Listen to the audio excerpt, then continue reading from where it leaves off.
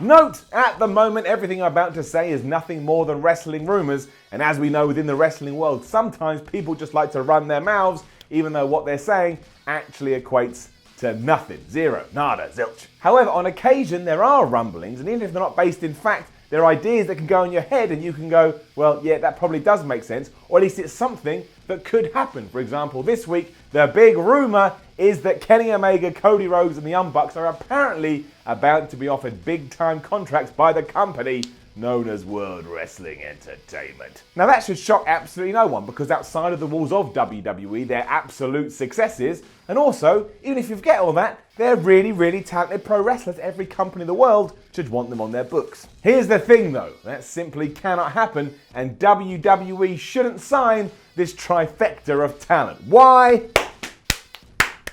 Here's why.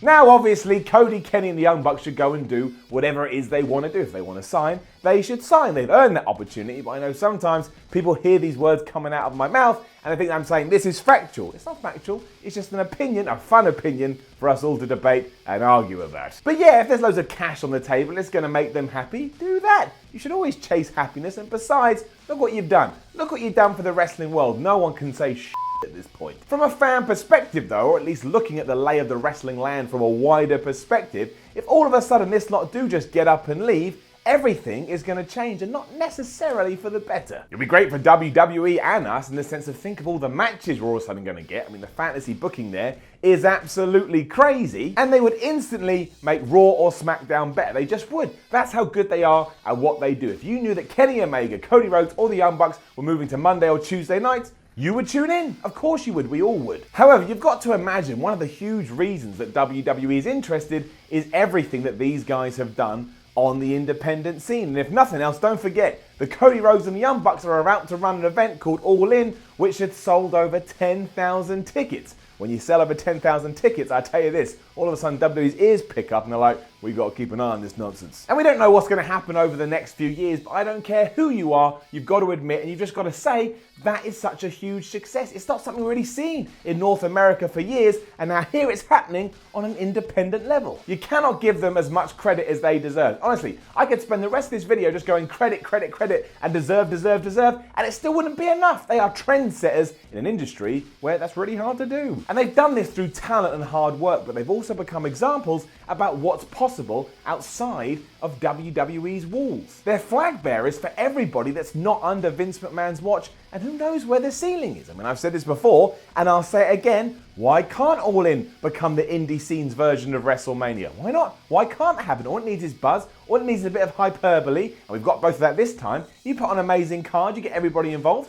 You could do it a year, you could do it every September. You know why September works? Because it sits perfectly between WrestleManias. You get the right buzz and you get the right chatter, and as we've seen, you can sell out buildings usually reserved for the likes of WWE. It's just crazy. So if they do go, we kind of go back to square one, and sure, there are loads of wrestlers that can take up that mantle, but getting to that mantle is really hard. You can't just step into it, you've got to build it up, you've got to work your way there. I mean, look what Cody had done before he got to that point. It took a lot of time and it took a lot of effort. If from nowhere these leaders sign with the WWE, well, I'll tell you what happens. I'll draw you a little graph with my hands. WWE, they take 2 steps forward, and really, if we're being, I'm not going to say honest, but we feel it in our bones, the indie scene, it takes 1 step back. So WWE's now here, the indie scene's now here, and right now it's more like that. And this of course goes for Kenny Omega too, someone who is considered one of the best wrestlers on the planet. That's because he is one of the best wrestlers on the planet. If he all of a sudden walks from New Japan, this goes to the Young Bucks as well, that's going to leave a huge hole, and a hole that's very hard to fill. And it's not like New Japan doesn't have a roster that's filled with amazing wrestlers that can kick ass, because they absolutely can. However, if we start talking about Western expansions,